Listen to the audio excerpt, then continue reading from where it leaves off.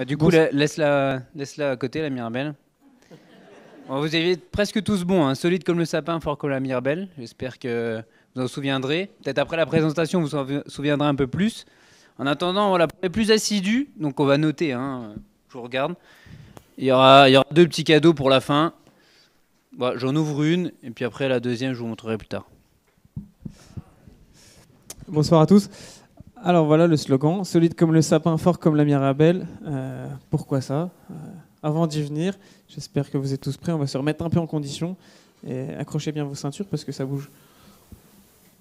Ah oui, là c'est clair, il faut tout envoyer du côté de Mathieu Péché et Gauthier Klaus, qu'ils sont là, ces deux-là, solides comme un sapin, forts comme la Mirabelle, et peut-être, on l'espère, des bulles de champagne à la fin.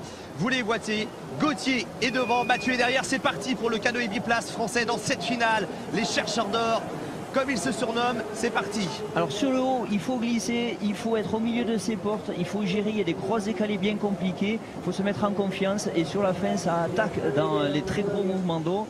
Voilà pour l'instant une belle navigation, une belle glisse, je pense qu'ils ont vraiment entendu le signal parce qu'ils essaient d'être très rapides. Il faut lâcher les chevaux, ne pas calculer, tout envoyer, surtout ne pas toucher. Les Vosgiens qui se connaissent très bien, ils naviguent ensemble depuis tout petit et ils sont sur ce bassin. Le premier temps de référence, 30 centièmes de retard sur l'Escantard. C'est rien, Ouais. hein. Tout se joue sur la fin, c'est magnifique d'être en course, c'est magnifique d'être là. Et ils sont bien posés pour l'instant, hein. Allez, le stop négocié, ça passe. Ouais, c'est bien effacé ça. Allez Gauthier et Mathieu, faut envoyer. C'est la finale sur ces bassins de d'Euro. Attention quand même à la porte 16 derrière. On a vu que sur la porte 17, il y avait du vent sur le stop qui va arriver à négocier. Le stop 17, voilà, il ne faut pas y perdre de temps, remontez vite les gars, reprise, tout de suite aller chercher l'inversion sur la 19 et le bac. Ouais, mais ils sont toujours dans le coup, Franck, par rapport au temps établi par l'Escantar, seulement 40 centièmes de retard pour là le bac Gauthier va être essentiel, allez traverser, beaucoup d'angles, beaucoup de gîtes, c'est beau ce qu'ils font, tout de suite il faut partir en reprise. L'appel, ils se font un peu chahuter par les rouleaux là. Et il faut tenir, hein, il est physique ce bassin de Deodoro. Mais les Français pour l'instant ils sont toujours dans le coup. Ils ont touché tout à l'heure sur ses portes. Ouais, mais là voilà, ils sont passés. Bien, là, ils sont bien passés les deux Français. Allez, ils vont en terminer là la porte 23. Le 24, faut lâcher. Allez, Gauthier, faut tout donner. Oui, allez, go, Gauthier, go. Allez, il faut y aller. Allez, il faut tout lâcher maintenant pour accrocher la deuxième place pour l'instant pour Gauthier Klaus et Mathieu Péché derrière le temps des Scantar qui avaient frappé très fort. Mais c'était de la belle nave, hein, Franck. Mais c'est peut-être une... Merci.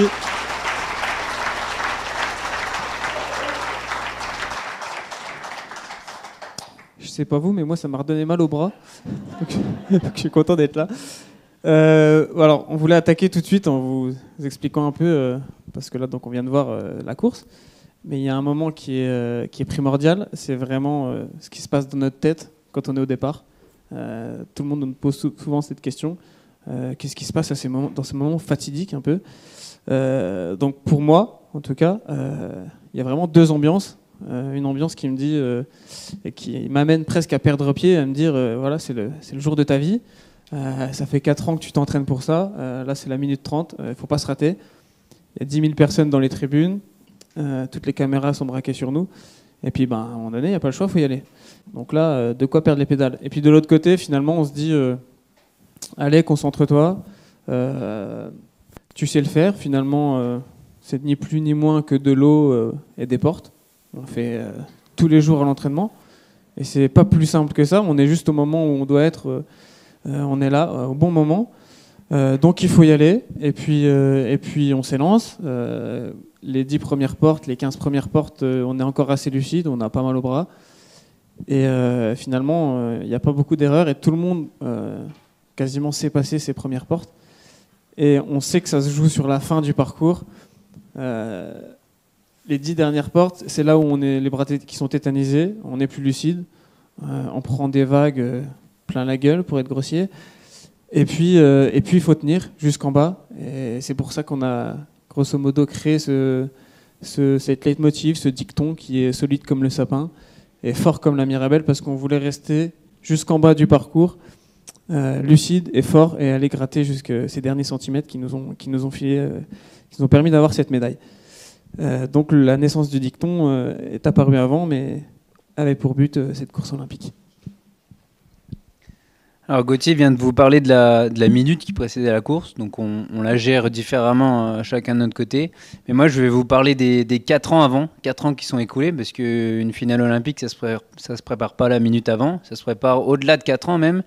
Mais là cette photo-là c'était aussi aux Jeux Olympiques, c'était aux Jeux Olympiques de Londres en 2012. Et malheureusement, tout le monde va essayer de nous dire mais c'était quand même bien, mais pour nous c'était pas bien, on a fini 4e. Donc nous, pour nous, ça c'était un échec. On est allé aux Jeux Olympiques pour gagner déjà. Et après, pourquoi pas pour prendre une médaille, mais certainement pas pour faire 4e. Donc vous voyez cette petite phrase donc, de Thierry Saidi, c'était notre coach. Donc un gagnant est un perdant qui insiste. Alors pourquoi cette petite phrase? C'est parce que nous, dans notre carrière, on a plus perdu qu'on a gagné de courses, en fait. Je pense que le nombre de courses qu'on a gagnées, les courses chez les grandes courses, les chemins du monde, les chemins d'Europe, des Coupes du Monde, on peut les compter sur nos 10 doigts de la main, je pense. Et du coup, le plus important pendant ces 4 ans, ça a été de se fixer cet objectif olympique. Parce qu'au final, comme vous vous levez les matins, voilà, vous allez à l'entraînement, mais il faut avoir une motivation, il faut avoir cette petite étincelle pour pouvoir se dépasser, aller chercher le meilleur de soi-même tous les jours. Et pour ça, les Jeux Olympiques dans 4 ans, c'est quand même assez loin. Donc ça, c'était notre objectif ultime, les Jeux Olympiques. Après, tous les ans, on avait des objectifs intermédiaires, je dirais, les chemins du monde. Ça fait quand même rêver, un titre de champion du monde.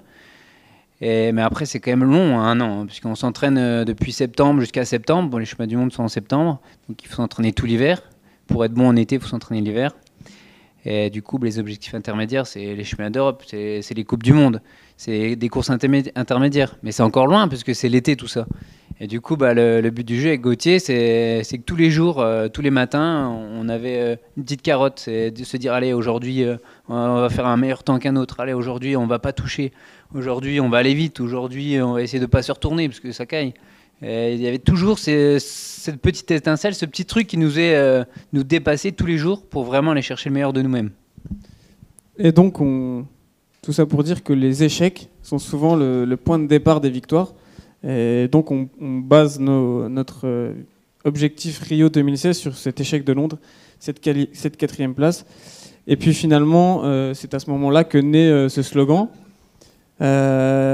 Solide comme le sapin, fort comme la Mirabelle, parce qu'on a essayé de tirer les enseignements de Londres. On a essayé de comprendre pourquoi on avait fini 4e. On était dans la force de l'âge, on est arrivé sur le stade, on pensait qu'on allait être champion olympique, qu'on allait repartir peinard avec notre petite médaille d'or. Et ben non, on a touché une des dernières portes et puis on finit au pied du podium. Donc déjà, il a fallu le digérer, l'encaisser, le garder un petit peu dans le fond de la gorge pendant 4 ans pour que ça nous serve. Et puis voilà, on a fait naître ce dicton. On s'est installé sur la place de numéro 1 mondial pendant 4 ans. On a gagné beaucoup de courses, on en a perdu aussi. Et le slogan est né, solide et fort, les deux notions principales que je vous expliquais tout à l'heure qui nous permettaient de finir la course. Mais aussi chaque jour à l'entraînement, quand on travaille tout seul dans l'ombre, qu'il fait froid, qu'on n'a pas envie. C'est ce slogan qui nous a motivés. Et sur ce slogan, surtout, j'ai envie de dire, il nous ressemble, dans le sens où on parle de Mirabelle, on parle de sapin. Alors la Mirabelle, c'est bien l'alcool, hein, parce que les gens qui ne sont pas vosgiens ne comprennent pas. Il y a un peu d'humour dedans, donc on ne se prend pas au sérieux. Par contre, on aime à travailler sérieusement, mais dans la décontraction. Et puis, il nous rappelle nos origines, d'où on vient.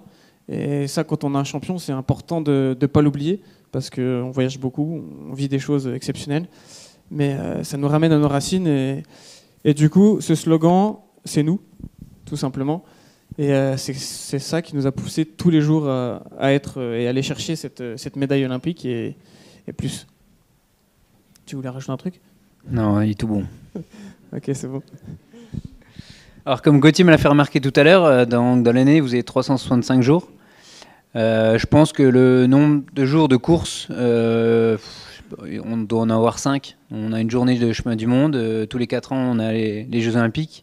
On a quelques Coupes du Monde et des chemins d'Europe.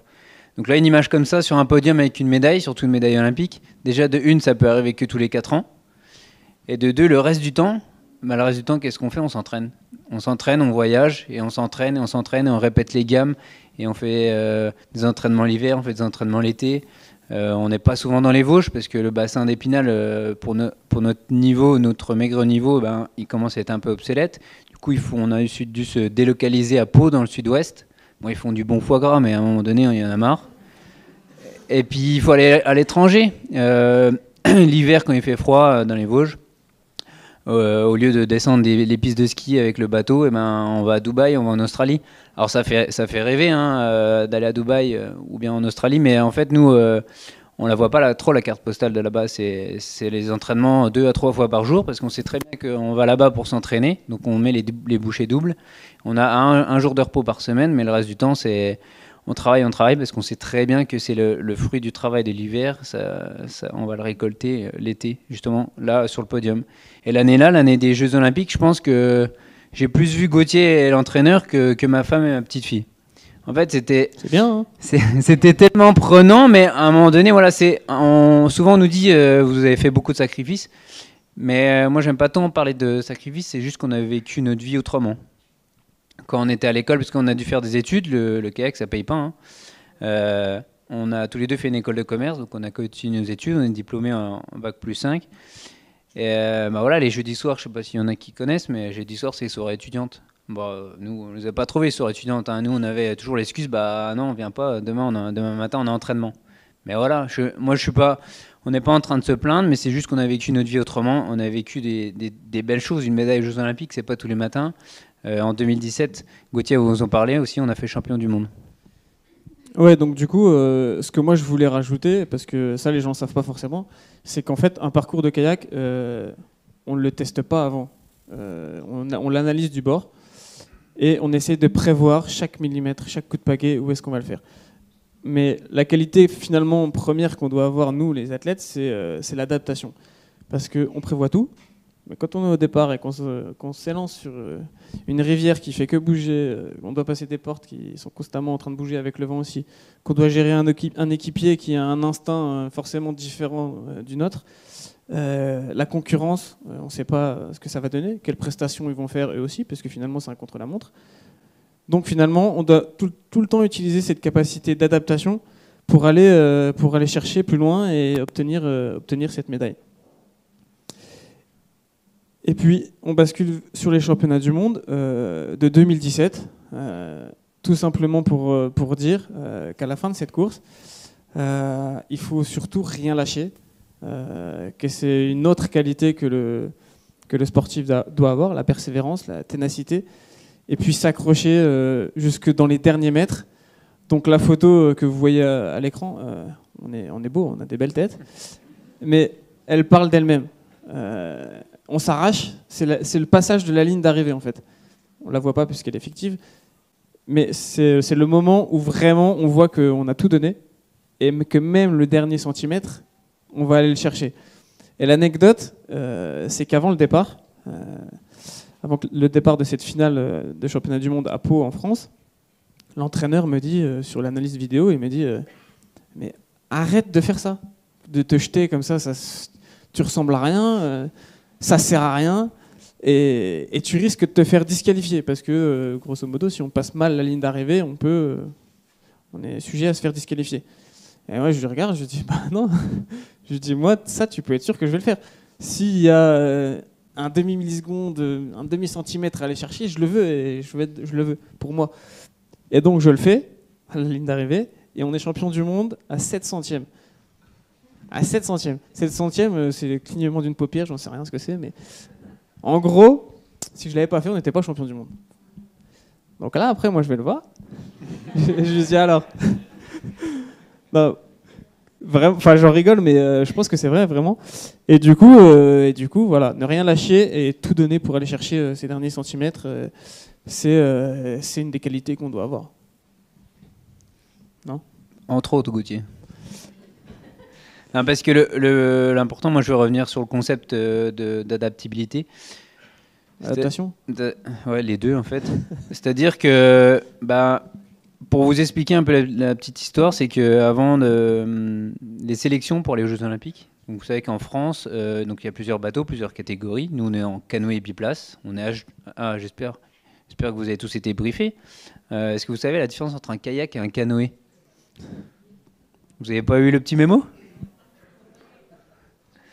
Alors, nous, dans le canoë, on est dans un canoë, là, on est à genoux dans le bateau et on pagaie que d'un côté. Donc, moi, je suis arrière droit et Gauthier est avant gauche, il pagaie à gauche. Des fois, il vient pagaie à droite, mais ça ne lui réussit pas. Et les kayaks hommes, ou les kayaks dames, hein, sont assis et pagaient des deux côtés. Donc, ils ont une pagaie double. Enfin bref, tout ça là, pour la petite histoire. C'est-à-dire que les sélections françaises pour les Jeux Olympiques. Donc ça, c'est vraiment une bataille navale. Le plus dur, en fait, c'est pas tant d'aller chercher une médaille aux Jeux Olympiques, même si on a fait des Jeux Olympiques pour aller en chercher une, mais c'est de s'extirper de ces sélections. Parce que les Français, on est une grosse nation. Et en fait, il n'y a qu'un seul bateau qui peut aller aux Jeux.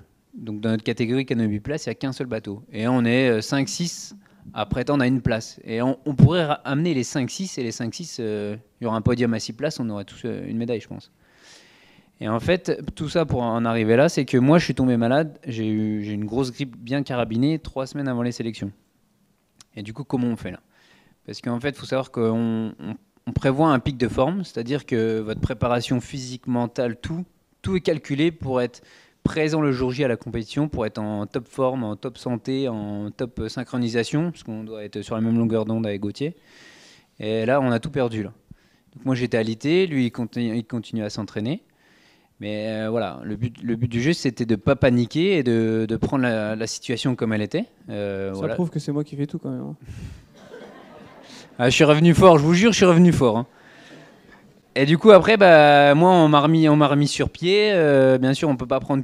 Nous, sportifs, on peut pas prendre les bons médicaments, puisque nous, on est suivi par le antidopage. Donc, si on prend un bon médicament, ceux qui marchent bien, hop, on se fait cogner par le contrôle antidopage. Donc, j'avais le droit à presque rien. Et du coup, je suis revenu sur pied. Et il y a 3 courses. En gros, pour les Jeux Olympiques, il faut en gagner 2. On fait la première, on fait deuxième. Là, on était vraiment mal barré. Parce qu'il fallait en gagner 2, donc on n'avait plus le droit à l'erreur. Et là, après, du coup, la deuxième, on la gagne, et la troisième, on la gagne. Et après, l'histoire veut qu'on aille chercher une médaille aux Jeux Olympiques. Mais tout ça pour vous dire que, on n'a pas paniqué, et je pense aussi qu'il y a eu l'expérience, parce que 4 ans avant, on a vécu tout ça, pas la maladie, hein, mais là, il a fallu se remobiliser et surtout être solidaire. Parce que Gauthier aurait très bien pu dire, je baisse les bras, voilà, il est tombé malade, il n'a pas fait le taf, à un moment donné, il a eu froid. Non, il a été solidaire. Lui, il a travaillé de son côté. Moi, je suis revenu, j'ai travaillé de mon côté. Et après, on s'est remis tous les deux, on s'est synchronisés. Il y avait le coach qui était là aussi pour créer le ciment, pour dire, vous inquiétez pas, ça va le faire. Même à la première course, quand on fait deuxième, il y a de quoi paniquer parce que on est en train de se dire, là, on va plus aller au jeu. Là, il faut qu'on en gagne 2, il en reste plus que 2. C'est pas possible. Ah si, c'est possible, mais tant qu'on l'a pas fait, tant qu'on se met pas en condition pour le faire, on le fera pas. Et du coup, on a pris course par course, étape par étape. Et au final, on y allait. Je vais ajouter une dernière chose avant de devoir rendre le micro. Ce que je voulais ajouter, c'est qu'on finalement, on est responsable vraiment tous les deux de notre performance. Autour de nous, on a tout un club, on a une équipe de France, on a tout ce qui nous entoure. Mais au final, on s'est rendu compte, et plus on avançait dans notre carrière, que les seuls responsables, c'était nous, de savoir si on allait être des champions ou si on allait rester des pagayeurs français.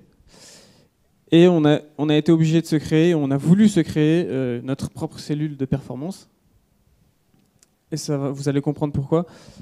Mais jusqu'à Rio, on était sur un piédestal, on était olympique, on allait chercher notre médaille, etc. Et puis après Rio, il y avait les championnats du monde en France, qui pour nous étaient un summum aussi à aller chercher. Et puis là, on s'est retrouvés quasiment seuls au monde, puisque la fédération ne voulait plus nous accompagner. Et là, il a fallu qu'on se crée vraiment notre cellule à nous. Donc on est allé chercher notre médecin, on est allé chercher nos kinés, nos ostéos, on est allé faire de l'orthopsie pour améliorer la vision, on est allé chercher tous les petits plus qu'on pouvait avoir et que les concurrents n'auraient pas. Nos amis, notre famille, tout le monde à la bonne place pour créer cette petite cellule de performance qui nous permettait à nous d'aller chercher cette médaille et surtout de travailler comme on l'avait envie, c'est-à-dire sérieusement mais vraiment dans la décontraction. Et voilà, tout ça pour dire que chaque sportif est responsable de son projet et c'est important de le prendre en main. Donc voilà, je pense qu'on peut vous remercier de nous avoir en tout cas écoutés. Et puis à bientôt.